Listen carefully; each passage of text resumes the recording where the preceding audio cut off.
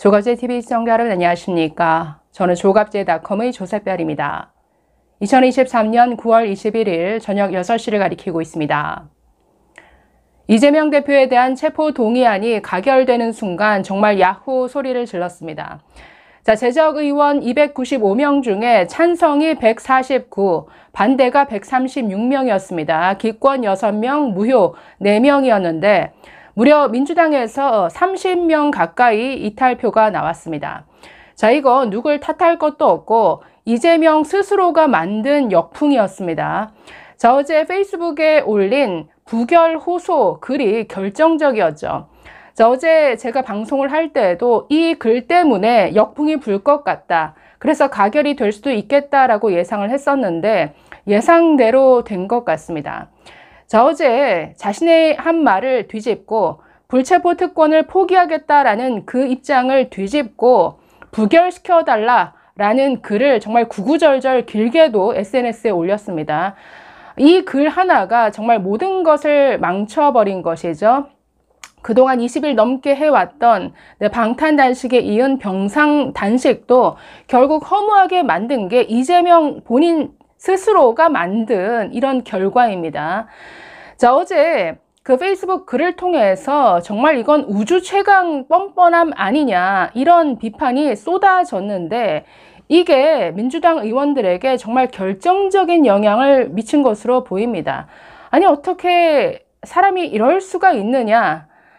그러니까 결정적으로 이재명이란 사람은 믿지 못할 인간이다라는 것을 민주당 의원들이 뼈저리게 경험한 것이죠. 그랬기 때문에 지금 30명에 가까운 이런 이탈표가 나온 것으로 보입니다. 자, 그래서 이재명은 그냥 다른 사람 탓할 것도 없고 본인이 스스로 만든 무덤이다라는 것을 인지해야겠죠.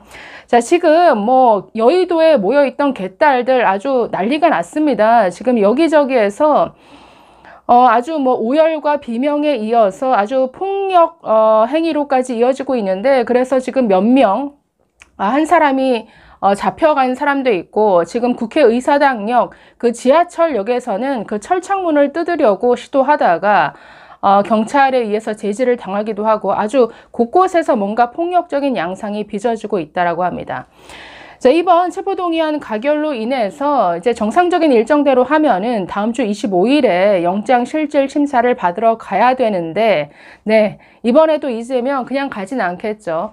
1차적으로는 연기 요청을 할 것 같습니다. 자, 그런데 이거는 검찰 조사와 달라서 뭔가 뭐 조사 일정을 조율하고 이럴 수가 없는 것이죠. 연기 요청을 하더라도 일주일 정도만 연기를 할 수 있다라고 합니다. 자, 그래서 다음 주 25일에 영장실질심사에 나오지 않는다. 그러니까 나오지 못하기 때문에 이걸 연기해달라, 이걸 재판부가 받아들인다라고 한다면 그 일주일 후인 추석 연휴 직후에 영장실질심사가 이루어질 것으로 보이는데, 자, 지금 뭐 단식을 뭐 당장 중단을 해야겠죠.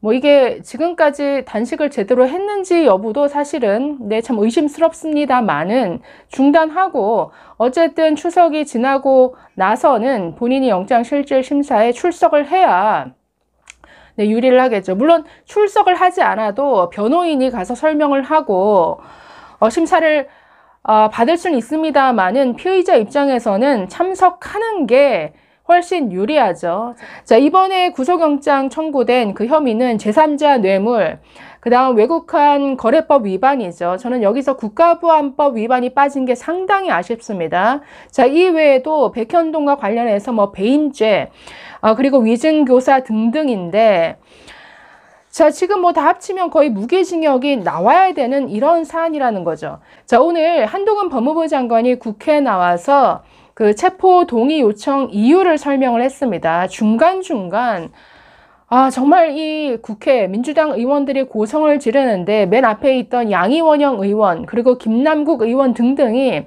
소리를 질러댔는데 우리 국회의 현실을 다 보셨을 겁니다. 이건 정말 개판 5분 전이었죠. 아니, 국회의장이 나와서 국민들이 보고 있습니다. 제발 좀 소리를 지르지 마십시오라고 했음에도 불구하고 아랑곳하지 않고 소리를 질러댔습니다. 자, 그래서 결정적으로 한동훈 장관이 쭉 설명을 하다가 자, 이 범죄 혐의에 대한 증거를 제가 설명하겠습니다. 자, 증거는 이렇습니다라고 아주 상세히 설명하기 시작하자 아주 이 방해하기 위한 고성이 최고조로 치달았습니다. 자, 그만큼 듣기 싫다라는 거죠. 왜냐하면 증거가 너무 명백하고 차고 넘치니까. 자, 오늘 그래서 결국 이 세세한 증거에 대해서는 결국 다 설명하지 못하고 나중에 이 체포 필요성에 대해서만 설명하고 마무리를 지었는데, 자, 오늘 그 한 장관 각 사건에 대해서 설명한 부분 요약해서 말씀드리고 마치도록 하겠습니다. 자, 쌍방울 불법 대북 송금 사건에 대해서 한 장관 이렇게 말했습니다. 자신의 정치적 입지 확보를 위해 조폭 출신 사업가와 결탁해서 개인적 이익을 위해 거액의 외화를 유엔 대북 제재까지 위반해 가며 불법적으로 북한에 상납한 중대 범죄다라고 했습니다. 북한에 상납했으면 이건 국가보안법 위반이죠. 이거 왜 검찰이 저는 추가하지 않았는지 이해가 가지 않는 대목입니다. 자, 두 번째, 백현동 개발특혜 비리와 관련해서는 이렇게 설명했습니다. 이재명 대표와 정진상은 연배가 높은 김인섭, 백현동 로비스트인데 오늘 이 김인섭에 대해서 한 장관이 자세히 설명했는데, 이 김인섭이야말로 정진상, 김용을 뛰어넘는 막후 실세다라는 느낌을 아주 강하게 받았는데, 김인섭에 대해서는 나중에 따로 다뤄야 될 사안으로 보입니다. 자, 이 김인섭을 형님으로 호칭해 왔고, 성남시장 재선 이후 이 사건 개발 사업 관련 청탁이 들어오자 보답을 해야 하는 공생관계였다. 그만큼 이 김인섭이 실질적으로 이재명을 지금의 자리까지 만든 막후 실세였다라는 것이죠. 선거 자금 다 대주고, 네, 선거 캠프에서 거의 사실상 선거를 지휘했던 이 김인섭이라는 사람이 있었기 때문에 이 백현동 개발이 본인이 한 기존의 모든 공약들을 다 뒤집으면서까지 무리하게 이렇게 추진했다라는 것이죠. 김인섭을 위해서. 자, 또 이렇게 설명했습니다. 불법 특혜 제공으로 민간업자에게 거액의 이익을 가져다 주고 로비를 맡은 측근이 그 대가로 수십억 원을 취득하게 해서 이를 향후 선거 자금과 정치 자금으로 삼으려 한 것이 이 사건의 범행 동기다라고 밝혔습니다. 자, 마지막에 이 한 장관 체포 동의 필요성 부분만 추가로 설명하고 마무리가 됐는데 이렇게 말했습니다. 갖가지 사법방해 행위들의 최대 수혜자는 이재명 대표였다. 한 번은 우연일 수 있지만 이 대표 범죄 혐의들은 동일한 범행과 동일한 사법방해 행태가 반복되고 있다.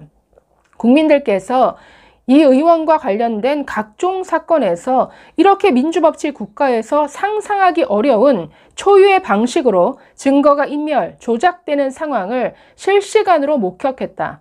석 달 전인 지난 6월 19일 이재명 대표는 저에 대한 정치 수사에 대해서 불체포 권리를 포기하겠습니다 라고 국민들께 자발적으로 약속했습니다. 누가 억지로 시킨 약속도 아니었습니다. 지금은 주권자인 국민들께 한 약속을 지킬 때입니다 라고 했습니다. 아니, 이재명부터 이 자리에서, 그러니까 국회라는 신성한 자리에 나와서 한 약속 아니냐, 이거 지키라는 거죠. 자, 그래서 이렇게 마무리를 하고 들어갔는데, 뭐 정말 이 한 장관이 설명할 때 이 민주당의 정말 방해, 고성, 이거는 와, 우리 국회 수준이 저렇게 최악, 정말 저질이구나라는 걸 다시 한번 확인시켜준 장면이었습니다. 어찌되었든 이재명 스스로가 판 무덤에 이재명이 빠진 셈이죠. 정말 체면이고 뭐고 다 벗어 던지고 제발 부결시켜주세요 호소하는 글을 아주 구구절절 길게도 올렸습니다. 이게 오늘의 정말 역풍을 불러일으켰고 30명에 가까운 민주당 의원들의 이탈표를 만들어냈다. 이재명 스스로가 만든 무덤입니다. 감사합니다.